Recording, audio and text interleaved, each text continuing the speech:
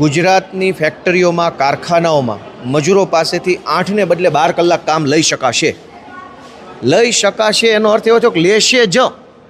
ગુજરાતમાં આપણે નથી જાણતા હું વાસ્તવિકતા છે, પણ મેં એનો વિરોધ કર્યો કે આ 8માંથી 12 કલાક શું કામ કરવા છે તમારે? તમને કેમ એમ લાગે છે કે 8માં નથી પૂરું પડતું, 12 કરો?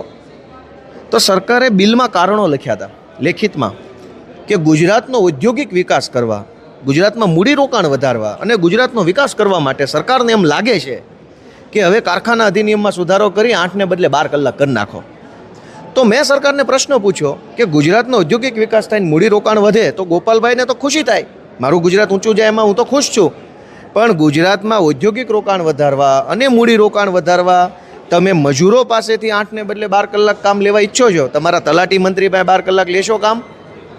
તમારા કલેક્ટર પાસે 12 કલાક ઓફિસમાં બેસાડ રાખશો? તમારા મામલતદાર, તમારા ટીડીઓ, તમારા રેન્જ ફોરેસ્ટ ઓફિસર, તમારા ડીડીઓ, તમારા પીઆઈ બેસાડશો 12 કલાક ઓફિસમાં? તમારો માણસ 8 કલાક કામ કરશે ને ગુજરાતના મજૂર પાસે 12 કલાક કામ કરાવશો? તો મેં પૂછ્યું કે ગુજરાતનો ઔદ્યોગિક વિકાસ કરવો હોય તો હાલો બધા ભેગા મળીને નવું બિલ લાવીએ કે આખી સરકાર 12 કલાક કામ કરશે, મુખ્ય સચિવે 12 કલાક બેસશે, બરાબર, રાજ્યના તમામ સચિવો 12 કલાક, મંત્રી 12 કલાક ઓફિસમાં બેસશે, ધારાસભ્ય બધા, તલાટી બલાટી બધા. મેં ઓન રેકોર્ડ એમ કીધું કે ગામમાં તલાટી અઠવાડિયું આવતા નથી અને તમે મજૂરો પાસે 12 કલાક કામ કરાવો છો. તમારો તલાટી 2 કલાક તો આવે ગામમાં, પહેલાં જોઈ તો લે ગામજનો કેવો લાગે છે.